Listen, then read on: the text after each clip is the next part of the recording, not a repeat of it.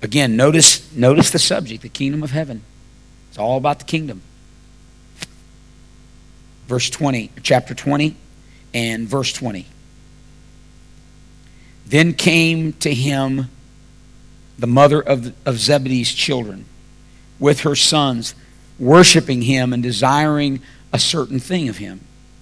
And he said unto her, What wilt thou? She saith unto him, Grant that these my sons may sit, the one on the right hand and the other on the left, in thy kingdom. Jesus answered and he said, You don't know what you're asking. Are you able to drink of the cup that I shall drink of, and be baptized with the baptism that I am baptized with? They say unto him, We're able. He said unto them, You shall drink indeed of my cup, and be baptized with the baptism I am baptized with. But to sit on my right hand and on my left is not mine to give, but it shall be given of them for whom it is prepared of my Father. Now watch this. When the 10 heard it, they were moved with indignation against the two brethren. Now, in just a few chapters before we just read, they got this big discussion going on about who's going to be the greatest. You understand that term great there is not meaning who can do more than the other. It's a term meaning who's in charge. You find another place where they're fighting with one another. Who's going to be in charge? Who's in charge? That's what it's that whole control issue. Now watch what Jesus said to them. Jesus called them unto him, and he said, You know the princes of the Gentiles exercise dominion over them. Okay? And they that are great exercise authority upon them. Now watch this. But it shall not be so among you. But whomsoever will be great among you, let him be your minister. And whosoever will be chief among you, let him be your servant. Even as the Son of Man came not to be ministered unto, but to minister, and to give his life a ransom for many. You want to be great in my kingdom? Let me tell you how we measure that. How do you serve? You know what he says? The Gentiles, they love to exercise dominion and authority over people. You've got to understand something. Spiritual authority is not like earthly authority. That's one of the confusing points that we have here, and why sometimes we lead like little dictators instead of under God's kingdom. And I don't mean that critically. I'm not saying there aren't times where you just, as a leader, you just got to, this is the way it is. Sorry. Got a problem? Talk about it to God. I can't change it. This is the way it is. I'm not taking away the discipline. I'm not taking away those things. But I'm saying to you that Jesus is giving us a comparison. He's saying, you want to rule that way? You want to fight and fuss and cuss over who's in charge? Go ahead and do it. But you know who you're acting like? The world, not my kingdom. Ellis paraphrase, it's not going to be on my leadership staff. You want to act like that? You want to do what the Gentiles do? You want to do what they do? Do it. But you're not going to be on my staff and do it. The people that are greatest in my kingdom are the people that know how to serve. You know why?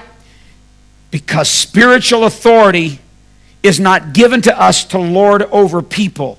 Spiritual authority is given to us to be exactly what it is. Authority over the spirit world.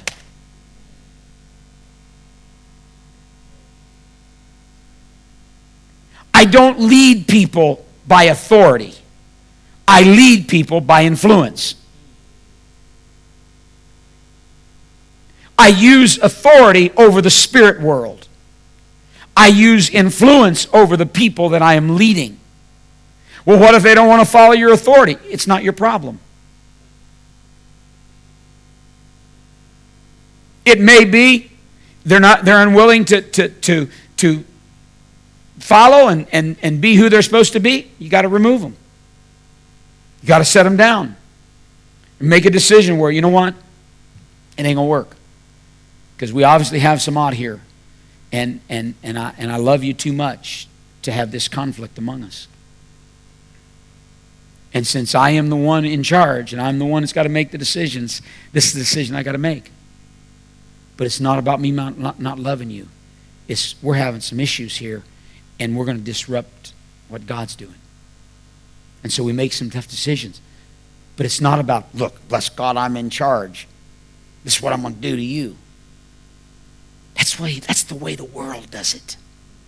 They're constantly hiring and firing. They're constantly cutthroating one another. They lift people. You know why? Because they're not concerned about people. They're concerned about the wallet. It's about profit. It's about business. It's about numbers. It's about quota. It's about making the right report to the board.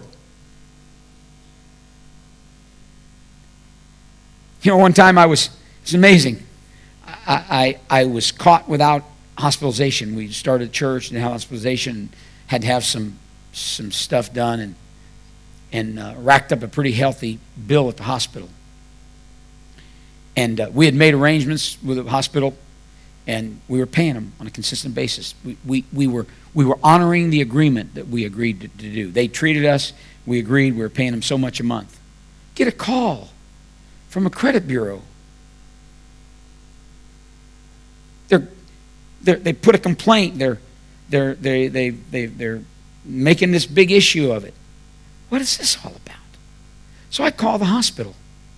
The person on the other line says, "Oh, Pastor, we're so sorry, but the board of directors came in here a few weeks ago, and they saw all these outstanding bills, and they were large, and payments were real small, and it looks better on the books if they just turn it all over to a collection agency."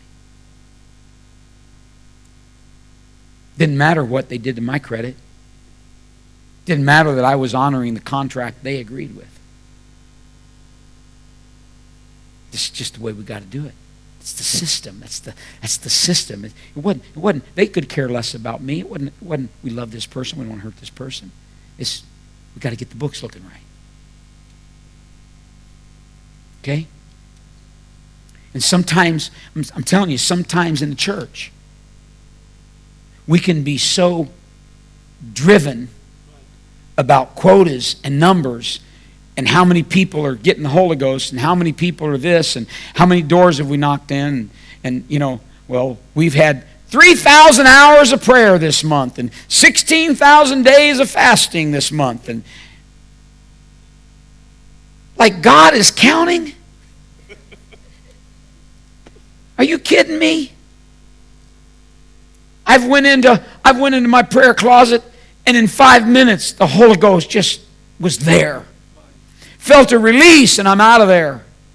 Other times I've been in there for hours and didn't even. Are you sure you're there?